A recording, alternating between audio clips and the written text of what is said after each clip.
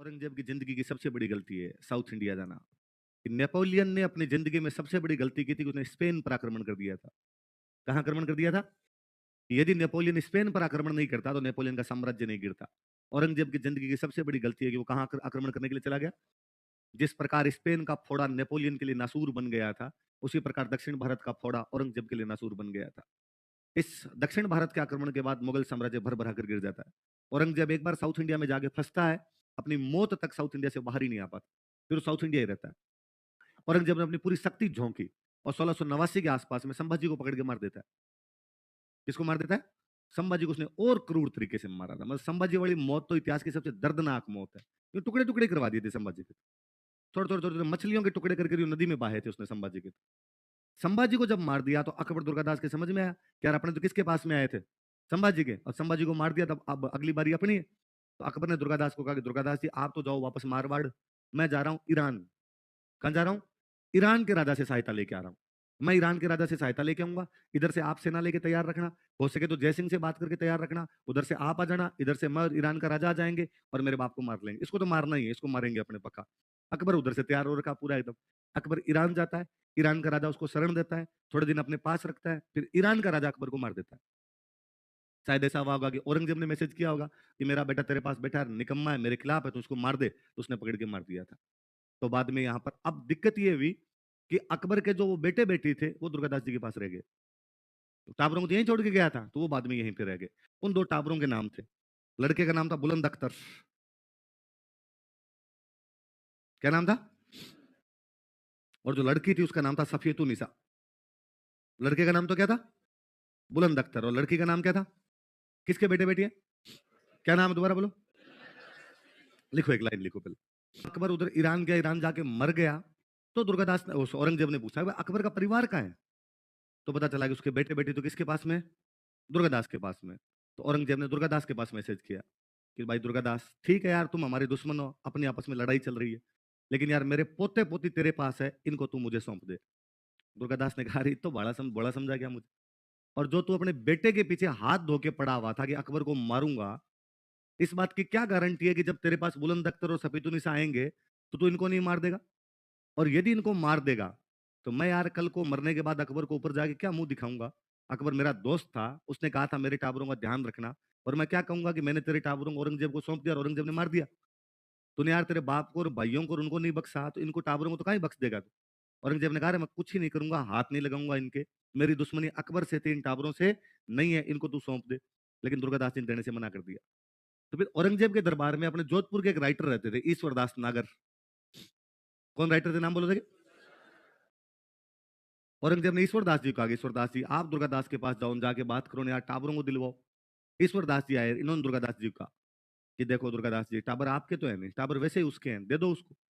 दुर्गादास जी ने सेम वही बात कही कि मार देगा, पक्का मारेगा इनको। ईश्वर दास जी ने कहा मेरी गारंटी है। और वैसे ही दुर्गादास जी अपने राजस्थान में तो कहते हैं कि मूल धन से ज्यादा अच्छा ब्याज होता है, मूलधन से भी ब्याज ज्यादा प्यारा लगता है। दादा दादी को अपने पापा से भी ज्यादा अपने प्यारे लगते हैं, बेटे बेटी से भी ज्यादा प्यारे पोते पोती होते हैं, दोहिते दोहिती होते हैं। कि छोटे होते थे तब स्कूल जाने के लिए घर में झगड़ा करते कि नहीं जाऊंगा स्कूल, तो पापा मम्मी कूटते पकड़ के, जाना पड़ेगा, क्यों नहीं जाएगा? और गांव में तो टाबर यूं लिट जाया करते थे कि नहीं जाऊंगा, कैसे भेज दोगे, बाल मिट्टी में कर लिया करता धान, धूल उछाड़ने लग जाते कई तो। और घर वाले कूटते कि नहीं नहीं जाना पड़ेगा स्कूल, उन्हें पकड़ के खींच खींच के लेके जाते हैं। अक्सर दादा दादी आगे भी छुड़ा गए, रहने दो, बना रहे हो कलेक्टर, आज ही लगा दोगे इसको, नहीं जा रहा नहीं जा रहा, आजा इधर आजा। और वैसे ही पापा कभी पीटते तो अपनी ढाल कौन बनते हैं? लगभग दादा दादी बचाते हैं। लगभग क्या, हमेशा बचा ही लेते हैं। दादा दादी का यूं पोते पोती के प्रति स्नेह रहता ही है हमेशा, तो वो बचाने का काम करते हैं। तो मैं हमेशा हंसता ही हूँ कि गाँव में कई कई टाबर जो होते हैं उनको दादा दादी इतना लाड करते हैं कि फिर वो पहली क्लास में जब जाते हैं तब 9 साल के होते हैं, कि जाने देते नहीं घर वाले, तो कि भाई चला जाएगा। तो अब वो जो पहली क्लास में एडमिशन कराया तब वो 8-9 साल का था, फिर वो 5वीं क्लास में बेटा बेटा मुझको बंट देता है। फिर कि गांव में 5वीं क्लास का टूर्नामेंट हुआ, कबड्डी का टूर्नामेंट हुआ, उसमें बाकी सारे टाबरी नाने नाने जिलप है, एक बेटा डाकी घूमे उनके बीच में, उठा उठा के फेंके टावरों को। हाँ हाँ, तो फिर वो ऐसे जो टाबर होते हैं दादा दादी के क्या होते हैं, लाडले होते हैं। तो ईश्वरदास जी ने वही कहा कि यार दादा दादी कभी नहीं मारते यार बच्चों को, सौंप दो इनको।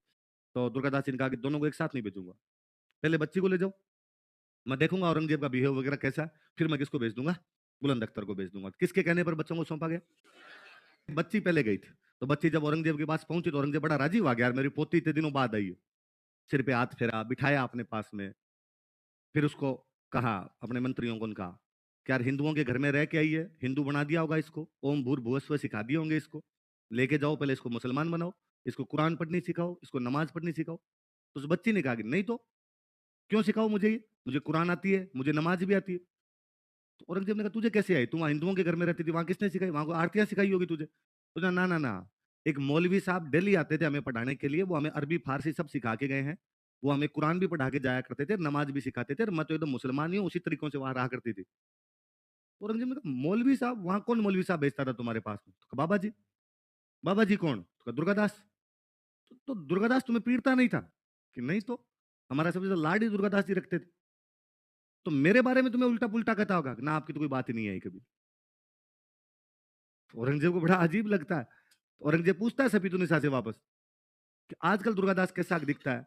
मैंने कई साल पहले उसको देखा था, अब तो बाल ही सफेद हो गए होंगे उसके भी। कितना बूढ़ा हो गया वो, कैसे रहता है, क्या करता है, कैसे कपड़े पहनता है? तो उसने कहा इन सालों में मैंने भी नहीं देखा दुर्गादास जी को।